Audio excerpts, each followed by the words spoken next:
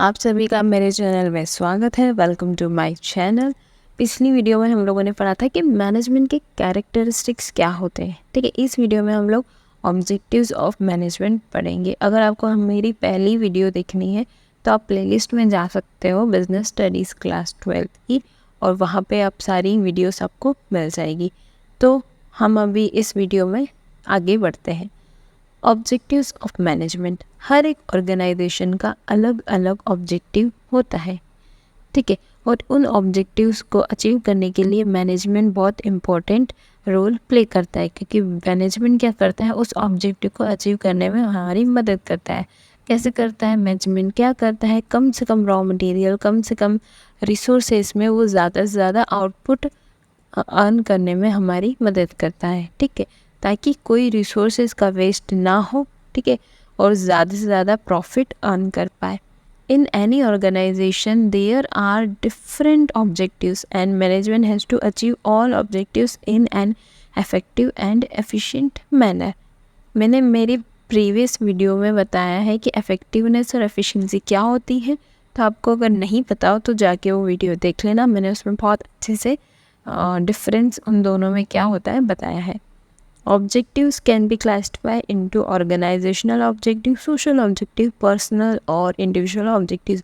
Objectives क्या हो सकता है? ऑर्गेनाइजेशनल के ऑब्जेक्टिव्स भी होते हैं, सोशल ऑब्जेक्टिव्स भी होते हैं, और इंडिविजुअल ऑब्जेक्टिव्स के भी होते हैं। तो एक एक करके हम पढ़ेंगे। सबसे पहला है ऑर्गेनाइजेशनल ऑब्जेक्टिव्स।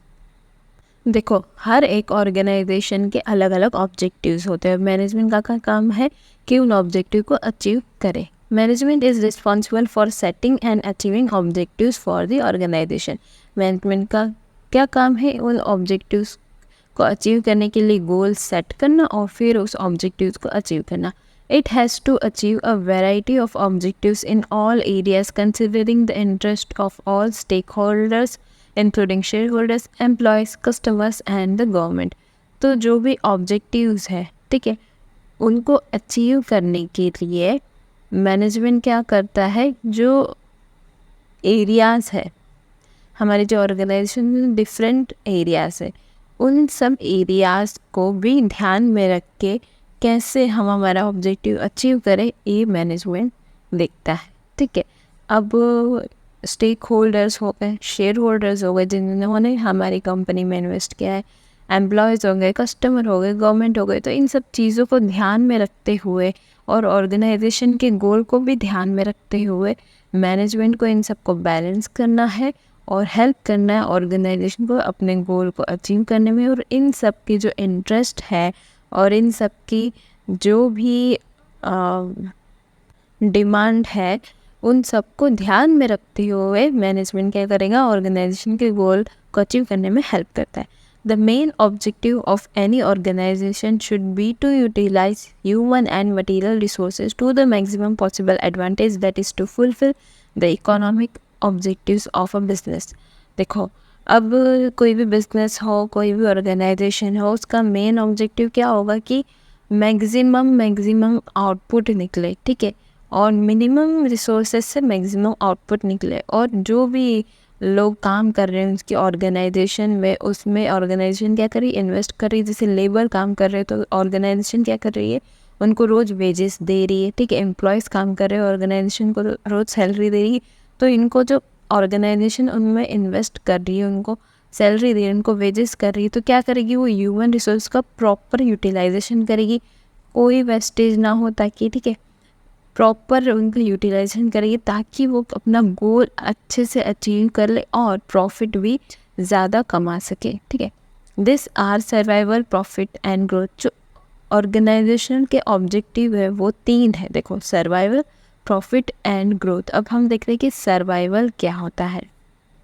कोई भी बिजनेस हो या कोई भी ऑर्गेनाइजेशन हो, वो छोटा बिजनेस हो या बड़ा बिजनेस हो, हर बिजनेस को रन करने के लिए, सर्वाइवल करने के लिए जो कुछ अमाउंट ऑफ प्रॉफिट है वो अर्न करना ही पड़ता है। ताकि क्या हुआ कि उनने जो एक्सपेंसेस किए हैं, उन्होंने जो खर्चे किए हैं, अगर वो ही प्रॉफिट से नहीं निकल पा रहे तो फिर ऑर्गेनाइजेशन लंबे टाइम तक सर्वाइव नहीं कर पाएगी।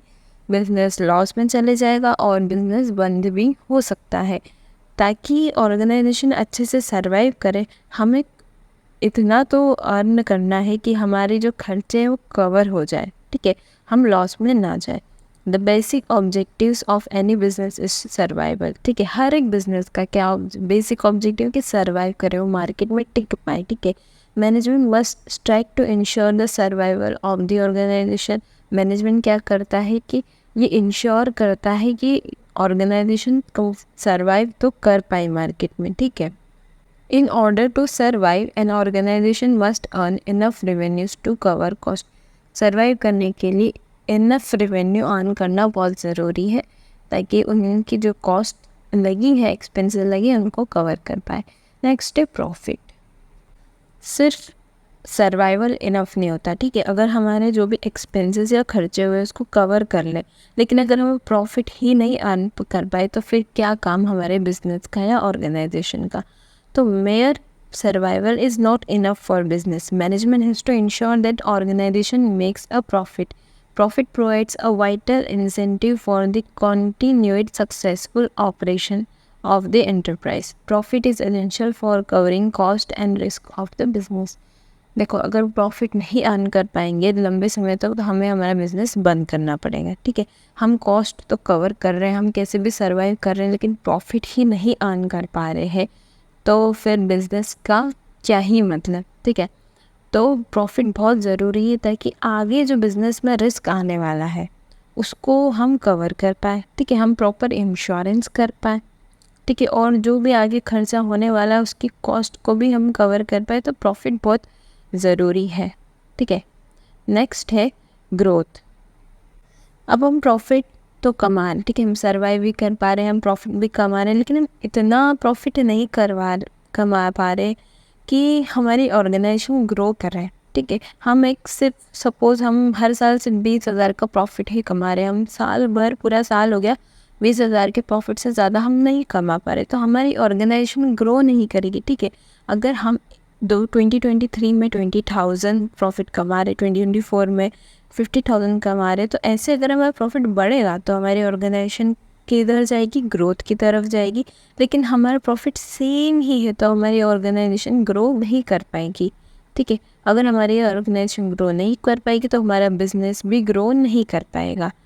To remain in the industry, management must exploit fully the growth potential of the organisation, ठीक है। इंडस्ट्री में, मार्केट में रहने के लिए मैनेजमेंट को क्या इंश्योर करना है कि ऑर्गेनाइजेशन की ग्रोथ हो। Growth of a business can be measured in terms of sales volume, increase in the number of employees, the number of products और increase in the capital investment. हम growth को बहुत सारी चीज़ें जिससे मेज़र कर सकते हैं।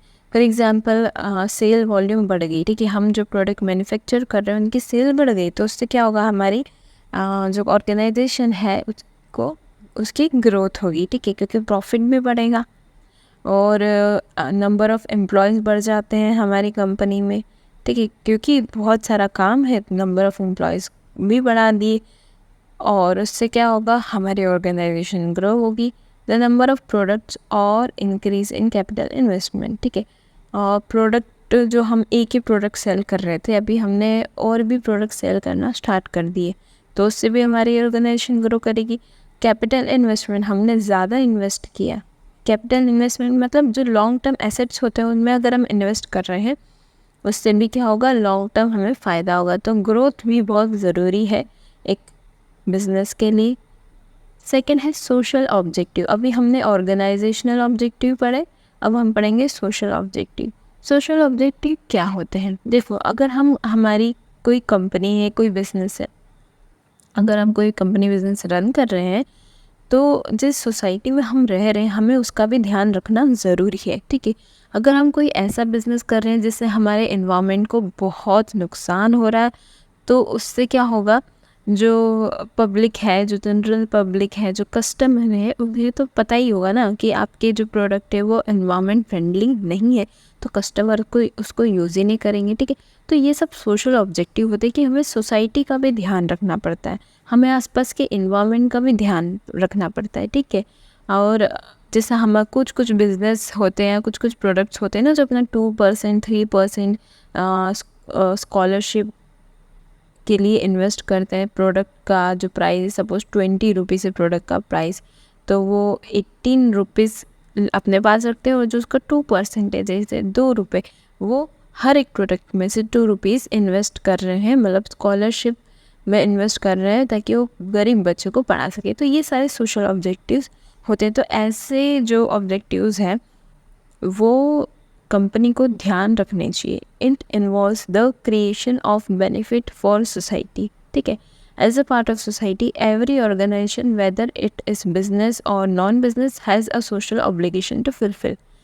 This includes using environmental friendly methods of production, giving employment opportunities to the underprivileged sections of society, and providing basic amenities like school and healthcare etc. for community. ठीक है, जो कंपनीज काम कर रही है उन्होंने क्या किया, जो अंडर प्रिविलेज सेक्शंस है सोसाइटी के, ठीक है, जो मोस्ट इग्नोर्ड है या जो माइनॉरिटीज़ हैं, ठीक है, उनको एम्प्लॉयमेंट दिया, ठीक है। और उन्होंने जैसे स्कूल खोला, हॉस्पिटल खोले, पब्लिक फैसिलिटी प्रोवाइड करी, कुछ भी। तो ये सारे सोशल ऑब्जेक्टिव है और ये हर ऑर्गेनाइजेशन को फुलफ़िल करने चाहिए, ठीक है। उससे क्या होगा, ऑर्गेनाइजेशन की इमेज बहुत अच्छी होगी, और अगर इमेज अच्छी होगी तो सोशल रिलेशन भी बहुत अच्छा होगा और इसका बिजनेस भी ग्रो करेगा। एंड लास्ट है personal objectives. Organizations are made up of people who have different personalities, backgrounds, experiences, and objectives. They all are become part of the organization to satisfy their diverse needs. देखो, हर एक individual जो भी organisation में आया है वो सब अपनी पर्सनल नीड्स के कारण आया, मतलब उनकी कोई पर्सनल नीड होगी, ठीक है, उनकी कोई इच्छाएं होगी, उस इच्छाओं के लिए वो ऑर्गेनाइजेशन ज्वाइन करिए, ठीक है। तो मैनेजमेंट का इन सब नीड्स का भी ध्यान रखना बहुत ज़रूरी है और इन सब को सेटिस्फाई करना भी बहुत ज़रूरी है। These vary from financial needs such as competitive salaries and perks, social needs such as peer recognition, and higher level needs such as personal growth and development, ठीक है। अब ये नीड्स वेरी करती, कोई बहुत अच्छे पैसे कमाने के लिए आया है तो उसको सैलरीज बढ़ानी, ठीक है, उसको सैलरीज बढ़ानी है और उसको अच्छी सैलरी के लिए उसने जॉब ली है, ठीक है। तो उनको भी ध्यान रखना ज़रूरी, वरना फिर वो क्या करेगा, जॉब छोड़ देगा। तो कॉम्पिटिटिव सैलरी भी हमें प्रोवाइड करना ज़रूरी। अब किसी किसी को सैलरी से इतना मतलब नहीं होता, किसी किसी को चाहिए कि उनको रिकॉग्निशन मिले, उनका पॉपुलर हो भाई कंपनी में, उनका नाम हो, तो पीयर रिकॉग्निशन, ठीक है। तो ऐसे लोगों को हमें रिकॉग्निशन देना भी बहुत ज़रूरी है ताकि वो आगे और अच्छा काम करें। अगर हम उनको मोटिवेट करेंगे, उनको एक कंपनी में हम जो ग्रुप है, जो कंपनी में जो एनवायरनमेंट है उसमें रिकॉग्निशन दिएंगे, तो क्या करेंगे, वो अच्छे से आगे काम करेंगे, ठीक है। और भी बहुत सारी नीड होती है, जैसे किसी किसी को चाहिए कि उनका प्रमोशन हो, वो और हायर पोजीशन पे जाए, तो प्रमोशन देना भी टाइम टू टाइम पे ज़रूरी है। अगर हम ये सब चीज़ नहीं करेंगे तो फिर जो एम्प्लॉय है वो जॉब छोड़ देंगे, ठीक है, ज़्यादा चांसेस नहीं कि जॉब में टिकेंगे। तो उनको थोड़े टाइम में रिकॉग्निशंस, अच्छी सैलरी, उनका प्रमोशन, पर्सनल ग्रोथ, उनको अच्छी ट्रेनिंग देना, ये सब भी बहुत ज़रूरी है। Management has to reconcile personal goals with organisation objective for harmony in the organisation. देखो, मैनेजमेंट का क्या काम होता है कि पर्सनल ग्रोथ भी उनकी हो, ठीक है, और ऑर्गेनाइजेशन की ग्रोथ भी हो। तो ऑर्गेनाइजेशन का ऑब्जेक्टिव, उनका पर्सनल ऑब्जेक्टिव जो है आपस में टकराए ना, मतलब साथ में चले, ठीक है। उनकी पर्सनल ग्रोथ भी हो, ऑर्गेनाइजेशन की ग्रोथ भी हो, ताकि ऑर्गेनाइजेशन में हार्मनी रहे, कोई लड़ाई, कोई कॉन्फ्लिक्ट नहीं रहे, ठीक है। तो ये सब क्या करता है, हमें मैनेजमेंट क्या करता है कि पर्सनल ग्रोथ और ऑर्गेनाइजेशन का ग्रोथ साथ में हो, ताकि कोई कॉन्फ्लिक्ट ना हो। अब हम कुछ क्वेश्चन सॉल्व कर लेते हैं। ये जो अभी हमने वीडियो में पढ़ा है उन्हीं से रिलेटेड ये क्वेश्चंस हैं। पहला क्वेश्चन है, which of the following best describes the term survival as an organisational objective. आपके पास 10 सेकेंड्स है, 10 सेकेंड्स में आपको आंसर करना है। आप अपना आंसर कमेंट बॉक्स में डाल सकते।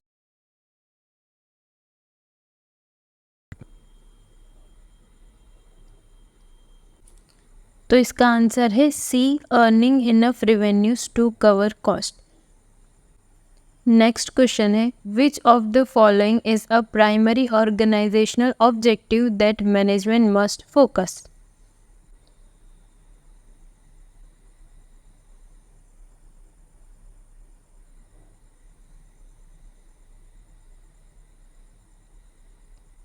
इसका आंसर है ए, सर्वाइवल, क्योंकि सर्वाइवल ऑर्गेनाइजेशन में बहुत ज़रूरी है। ऑर्गेनाइजेशन का सर्वाइव करना बहुत ज़रूरी है। अगर वो सर्वाइव ही नहीं कर पाएगी तो फिर वो बिजनेस जो भी है अपना बंद हो जाएगा, ऑर्गेनाइजेशन हमारी बंद हो जाएगी। नेक्स्ट क्वेश्चन है what does the profits objective of management entails.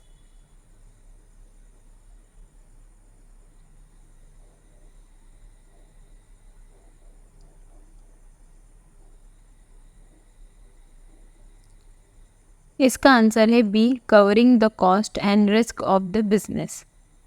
Next question है how is organisational growth typically measured.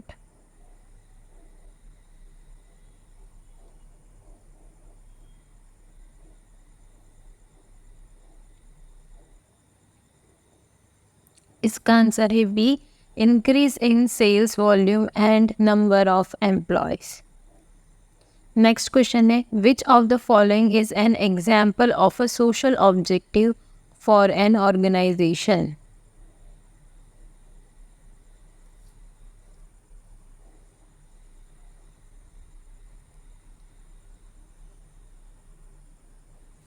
Option C इसका करेक्ट आंसर है, providing basic amenities like schools and health care.